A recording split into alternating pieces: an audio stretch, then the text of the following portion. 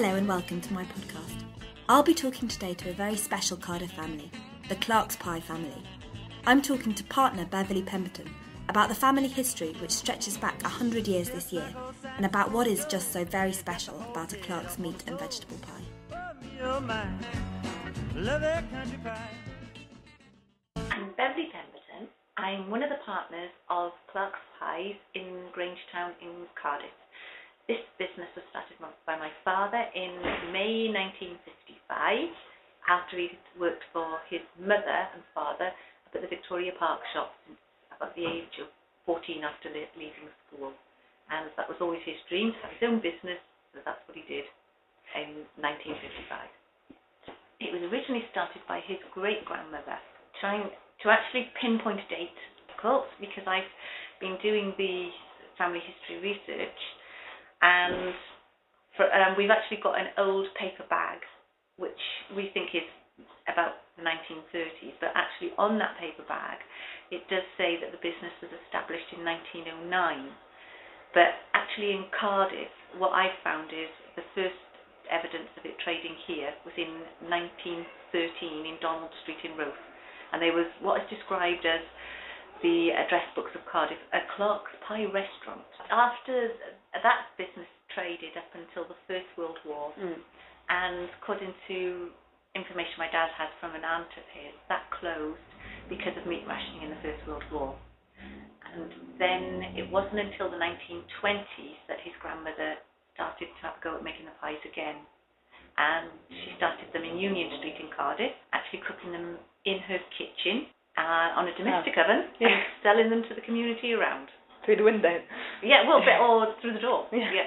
It took off so well that after a number of years, she opened a shop in Paget Street in Grangetown in 1928. Now done a lot of development at our premises in Grangetown in Cardiff. And, well, we just want to remain trading, and because we know that Cardiff really likes our pie. So we've had to develop to keep trading. How important do you think the business is to people in Cardiff? Well, judging by a lot of newspaper reports you read in the local papers, and if they're interviewing people who've moved away to other areas of Britain and expats who go abroad, they usually list it as one of the top 10 things they miss about Cardiff. Yeah. Do you get many orders from people abroad, people wanting them shipped out? Or we get people actually coming in and buying them and to take them with them home. But we don't actually ship them. How old were you when you had your first Clark's Pie?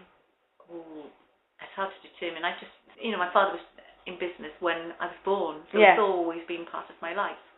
And as a youngster, I always worked in the bakery. It's always been part of my family life. I hope to keep it going, yes. But at the moment, my sons actually aren't working in here, but my sister's daughter is. So what do you think is so special about Clark's Pies? Why do you think people see them as part of their Cardiff experience? I think from what we read, a lot of it is the pastry, and I think the people really like the uniqueness of the pastry. It's a short crust pastry, but it also stands upon its own, whereas so many other pies, they're encased in foils, and a lot of pies as well are puff pastry. Yes, like puff pastry. How much of a role does your father still play? Oh, my father's still here every day. He's 78 and he's still very much involved, and that's the way he likes it. So it's still very much a family business. Yes. Run by my sister Amanda Rosamond and myself and my dad.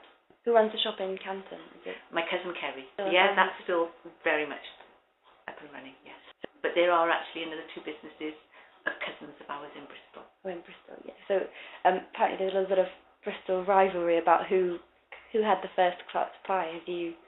Well, actually, they do originate from Cardiff. Yeah.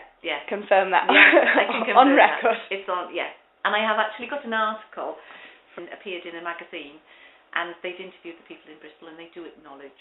They admit it. It was Cardiff. Are you acknowledging next year's your 100-year anniversary? I know that it started in Cardiff in 1913, but from what we can gather, but it's all verbal.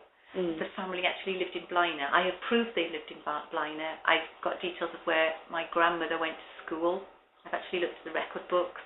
I've looked at the electoral registers, and I know they lived there. But verbal history is that the first clocks pies were made in Blaenau, and my great-grandmother sold them to some of the directors of mines. So, but I haven't got actual evidence. Actual, like, physical evidence. No. So it's hard to... How you determine it, I don't know. And, whether a business is highly established or not, or whether it's just a kind of... Yeah, it's also a case of determine established.